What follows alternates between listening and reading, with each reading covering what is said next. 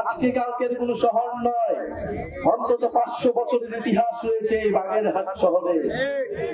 এই খলিফাতাবাদ শহরে যেই শহর তৈরি করেছিল খান জাহান আলী, এই বাগেরহাট শুধু বাংলার বদ্বীপ নয়, পুরো বিশ্বের বুকে এক অনন্য নিদর্শন হিসেবে, এক অনন্য শহর হিসেবে প্রতিষ্ঠিত হয়েছিল। কিন্তু দুঃখের বিষয়, আমরা যখন আসলাম, যেই রাস্তা দিয়ে আমরা এই মিছিল নিয়ে আসলাম, সেই রাস্তা দেখে কে বলবে এটা খান জাহান আলীর সেই খলিফাতাবাদ। এই বাগেরহাটের যেই নগর ব্যবস্থাপনা ছিল, এই বাগেরহাটের যেই পানি ব্যবস্থাপনা ছিল, পুরো পৃথিবীর অন্যান্য উন্নত দেশের যে পানি ব্যবস্থাপনা, নগর ব্যবস্থাপনার থেকেও উন্নত ব্যবস্থাপনা ছিল এই বাগেরহাটে। এবং এই বাগেরহাট প্রতিরোধের অন্যতম দুর্গ হিসেবে প্রতিষ্ঠিত হয়েছিল 1971 সালের মুক্তিযুদ্ধে এবং জুলাই গণঅভ্যুত্থানে। আমরা কোন দলের বিরোধিতা করি না, কোন দলের বিপক্ষে বলি না, আমরা বলি পুরনো বন্দোবস্তের বিপক্ষে, আমরা বলি পুরনো রাজনৈতিক সংস্কৃতির বিপক্ষে। প্রিয় বন্ধুগণ, যারা পুরনো বন্দোবস্তকে টিকিয়ে রাখছে, পুরনো চাঁদাবাজির সংস্কৃতি, মাফিয়ার রাজনীতিকে টিকিয়ে রাখছে, আপনাদেরকে সবাইকে তার বিরুদ্ধে আবারও দাঁড় হতে হবে, আবারও কথা বলতে হবে, আবারও রাজপথে নামতে হবে।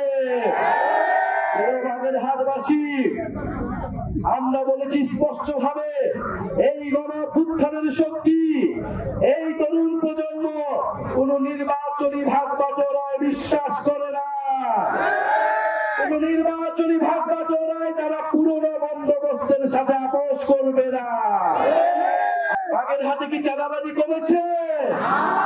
দখলদারিত্ব কমেছে? আমাদের শহীদ ভাইয়েরা এই জন্য জীবন দিয়েছিল। এই সিস্টেমকে বদলাতে হবে, শুধু দল বদলাইলেই হবে না। আমরা এই সিস্টেমের বিরুদ্ধে কথা বলছি।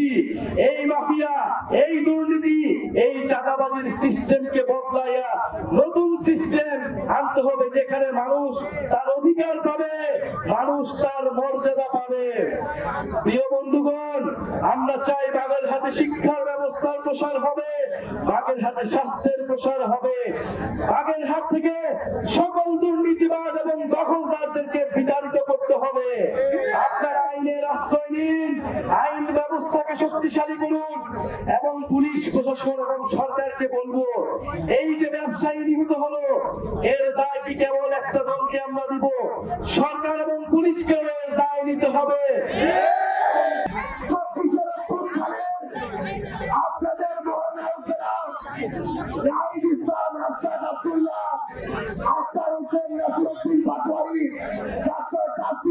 থেকে শুরু করে সকলে এখন মঞ্চে উপস্থিত আছেন। আমরা আপনাদেরকে অনুরোধ করতে চাই, আপনারা এখানে রাহিদ ইসলাম, রাস্তাদ আব্দুল্লাহ সহ আপনাদের সহযোগিতাদের কথা শুনতে এসেছেন। দাঁড়িয়ে আছেন, অনেকটাই কষ্ট হবে। আপনারা অনেক কষ্ট করে অনেকক্ষণ ধরে অপেক্ষা করে আছেন আমাদের জন্য। আপনারা যেই প্রতিরোধ গড়ে তুলেছেন, আপনাদের সন্তানেরাই প্রতিরোধ গড়ে তুলেছে, শুধু বাগেরহাটে না, ঢাকাতে বিভিন্ন জেলার আপনাদের যে ছেলেমেয়েরা আছে, ওরা দুর্বার প্রতিরোধ গড়ে তুলেছিল বলেই আজকে আমরা এই নতুন বাংলাদেশে এখন দাঁড়িয়ে আছি।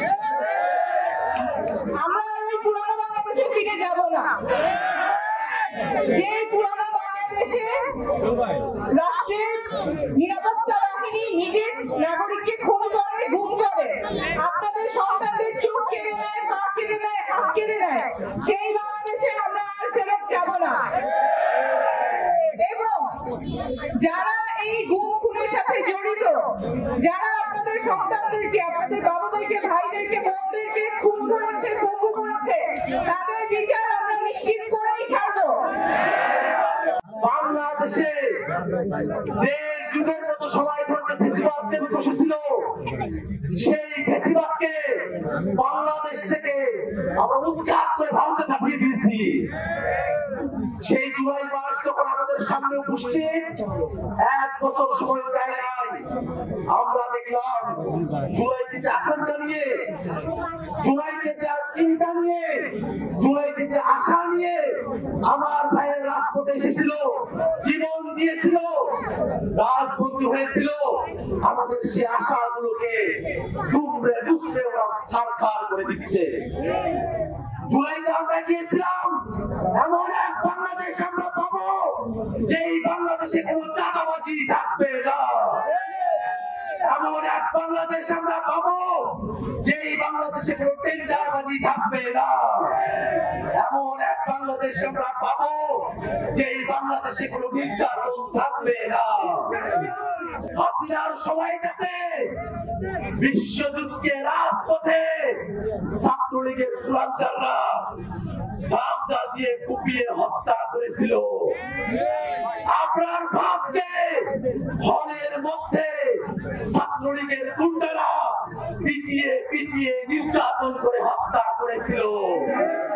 সেই বাংলাদেশে আমরা দেখতেছি চাঁদা না দেওয়ার কারণে আমাদের এক ব্যবসায়ী ভাইকে পাথর দিয়ে নির্যাতন করে ওরা হত্যা করেছে।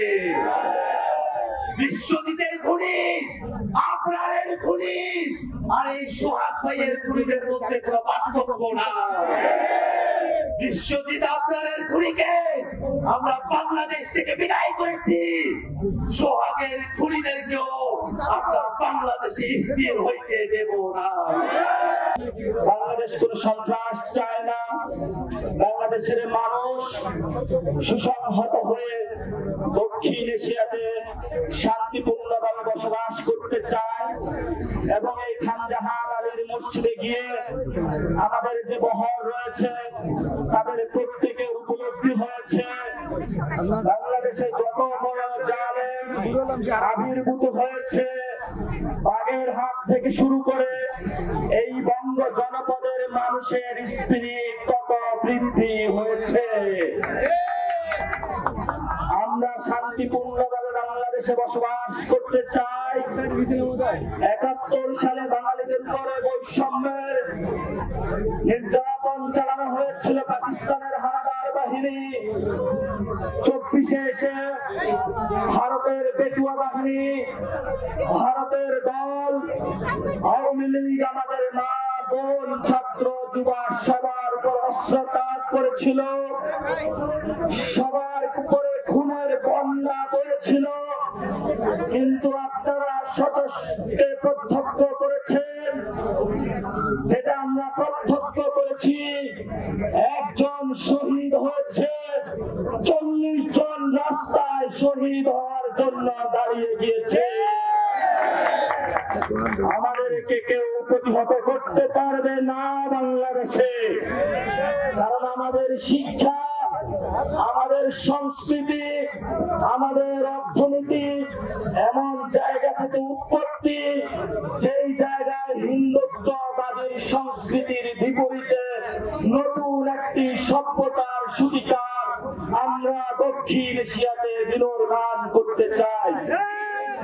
এই রাষ্ট্রকে পুরনো ব্যবস্থায় রেখে দিতে চায় যারা, সেই আওয়ামী লীগের রাষ্ট্রপতি রেখে দিতে চায়, মুজিববাদী সংবিধান রেখে দিয়ে শুধুমাত্র শেখ হাসিনার জায়গায় চেয়ারপারসনের জায়গায় চেয়ারপারসন পরিবর্তন করতে চায়। তাদেরকে বলতে চাই, বাংলাদেশের আপামর জনতা, বাংলাদেশের কৃষক শ্রমিক জনতা, বাংলাদেশের ছাত্র শ্রমিক জনতা প্রত্যেকে প্রতিবাদের ভাষা শিখে গেছে, তাদের অধিকার আদায় করে নেওয়ার শিখে গেছে। প্রত্যেক গ্রামে যাবে, প্রত্যেক উপজেলায় চাঁদাবাজের বিরুদ্ধে, ধর্ষকদের বিরুদ্ধে, টেন্ডারবাজির বিরুদ্ধে, রাষ্ট্র নিপীড়ন করার বিরুদ্ধে আমাদেরকে দুর্বার আন্দোলন করে তুলতে হবে।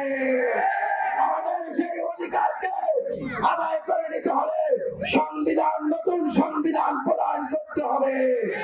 আজকে আপনাদের কাছে আজকের যে বাবনরা উপস্থিত হয়েছেন, মাদ্রাসার শিক্ষার্থীরা উপস্থিত হয়েছেন, সকল আপামর জনতা পথচারী যারা কষ্ট করে গরমের মধ্যে ঘন্টার পর ঘন্টা অপেক্ষা করে ওয়েট করেছেন, আপনাদের কাছে আমরা দোয়া চাই, আমরা আপনাদের সন্তানের মতন, আমরা আপনাদের ভাইয়ের মতন, আমরা আপনাদের আত্মার আত্মীয় হয়ে যেন বাংলাদেশের মানুষের বাংলাদেশের স্বাধীনতা সার্বভৌমত্ব রক্ষা করতে পারি সেই দোয়া চাই।